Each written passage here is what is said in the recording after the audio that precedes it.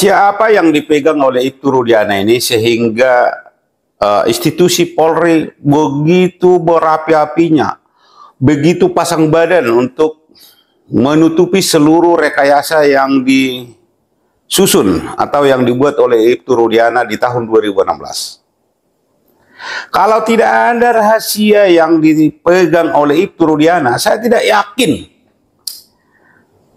Polri, Bapak Kapolri, Bapak Kapolda, ya kan, sebegitu pasang badan untuk menutupi rekayasa yang dilakukan Ibtu Rudiana di tahun 2016. Padahal kasat mata, orang sudah tahu bahwa ini adalah hasil rekayasa.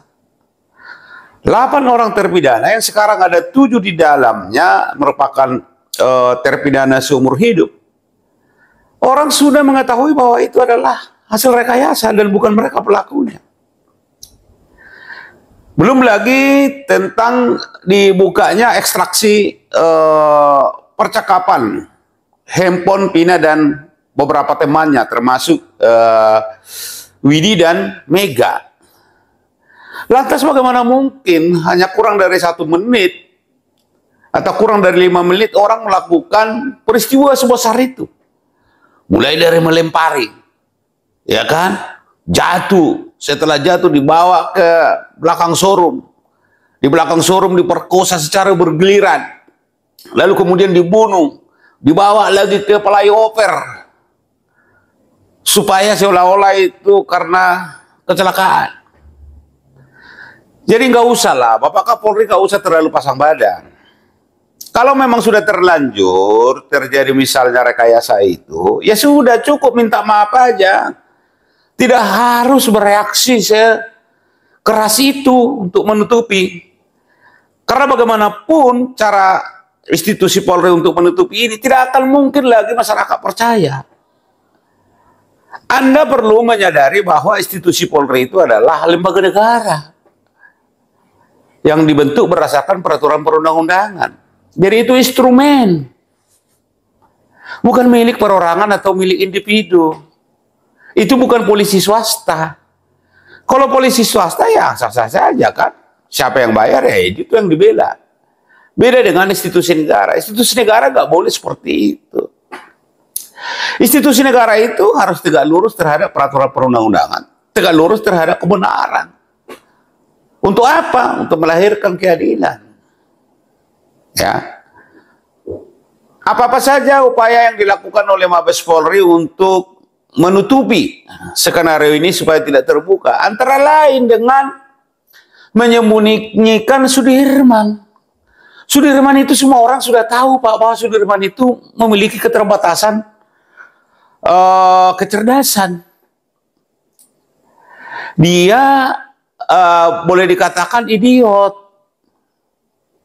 ya kan?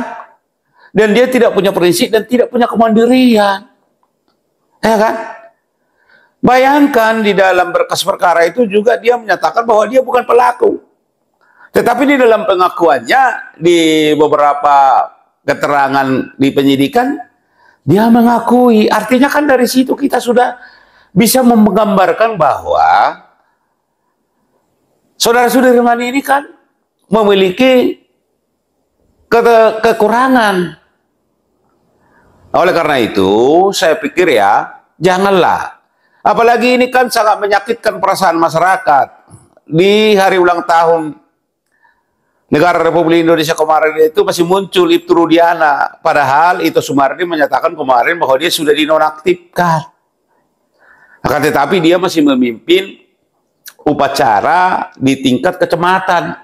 Itu artinya dia masih menjabat. Nah guys, ada apa sebenarnya dengan Kapolri? Karena ini pasang badan untuk Ibtu Rudiana. Apakah Ibtu Rudiana ini tahu sesuatu hal yang besar? Hal apa yang sebenarnya dipegang oleh Ibtu Rudiana sehingga Kapolri seakan-akan ingin pasang badan untuk Ibtu Rudiana? Karena menurut seorang pengacara ini jelas-jelas bahwa Ibtu Rudiana itu adalah otak dari kasus Vina Cirebon ini. Dialah yang merekayasa sehingga kasus ini menjadi kasus pembunuhan dan juga pemerkosaan. ada 8 orang yang tidak bersalah yang akhirnya terpidana, dan 7 diantaranya yang sekarang masih menjalani hukuman seumur hidup. Padahal dalam BAP-nya pada 2016 dulu beliau tidak mengaku melakukan kesalahan atau perbuatan yang dituduhkan. Tiba-tiba berubah. Ini sebenarnya bisa dicurigai. Apakah 8 orang tersangka pada 2016 ini dipaksa untuk mengaku? Dan lagi-lagi apa sebenarnya motif dari Ibtu Rudiana ini? Guys, bagaimana menurut pendapat kalian? Silahkan berikan komentar sebanyak-banyak di bawah ini. Viral, Sudirman tak ikut dipulangkan ke lapas Cirebon. Diduga oknum pengacara Wilson Tambunan yang menjadi dalang dibalik ini semua. Ada si Sudirman nggak? Tadi menurut informasi nggak ada Sudirman. Nggak ada? Iya. Terus informasinya tahu nggak keluarga sekarang Sudirman ada? Kalau sekarang belum tahu ya keberadaan Sudirman. Terakhir itu ada di Polda, cuman keluarga juga belum bertemu sama sekali sampai sekarang. Iya. Informasi dari pengacara mungkin sama? Iya, waktu itu dari PH-nya itu Pak Wilson Tambunan itu ada di Polda. Iya. Tapi udah mencoba menemui di sana? Kemarin saya udah bilang saya memang menanyakan saya mau ikut tapi tidak dijawab. Jadi khusus untuk orang tua. Jadi kalau misalkan ke sana juga ya nggak bakal ketemu juga saya. Jadi kan orang tua terus didampingin sama polisi-polisi yang ada di Polda itu. Wow. Ini pengacara model apa ini yo? Apakah ini pengacara pesanan yang disiapkan dari pihak Ladosing sehingga si Sudirman tak ikut dipulangkan ke Cirebon? Padahal 6 terpidana lainnya itu sudah dikembalikan ke lapas kelas 1 Cirebon. Hanya si Sudirman saja yang masih ditahan hingga sampai sekarang tak tahu keberadaannya itu di mana yo. Dan pihak keluarga itu sangat menyayangkan atas kejadian yang dialami Sudirman. Pengacara Wilson Tambunan lur, itu ya lur, diduga orangnya yang sudah menjadi dibalik hilangnya si Sudirman.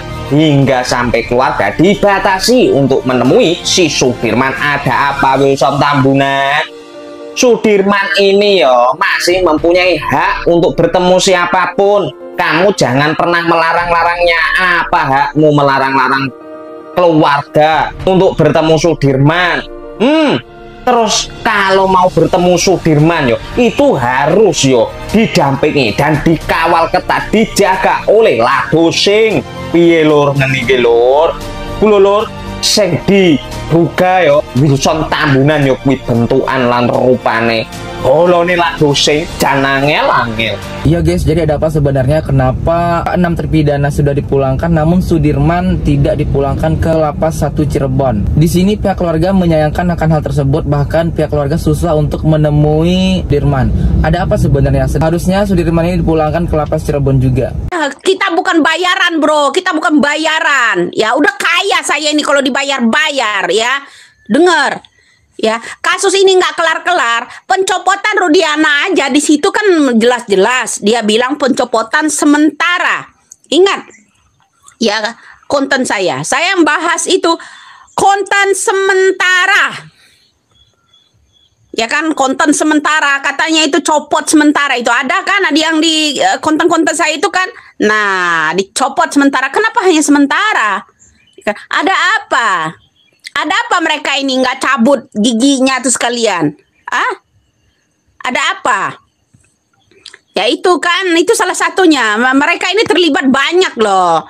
Ya terlibat banyak. Makanya saya bilang nggak hanya kasusnya ini, kasus Vina aja. Ya guys, di sini Bu Widya mengatakan bahwa kenapa Ibtu Rudiana itu hanya dicopot sementara atau dinonaktifkan? Kenapa tidak diberhentikan selamanya? Pasti ada sesuatu antara Ibtu Rudiana dan juga Kapolri. Ada apa sebenarnya? Apa benar ada hal besar yang sebenarnya diketahui oleh Ibtu Rudiana sehingga Kapolri tidak berani untuk memecat Ibtu Rudiana, hanya menonaktifkan? Kan bisa saja sewaktu-waktu Ibtu Rudiana aktif kembali menjadi polisi. Itulah beberapa informasi terkait perkembangan kasus Vina Cirebon dan juga Ibtu Rudiana. Bagaimana tanggapan kalian guys? Silahkan berikan komentar sebanyak-banyaknya di bawah ini. Kami dari YouTube Biasa TV mengucapkan terima kasih dan sampai jumpa.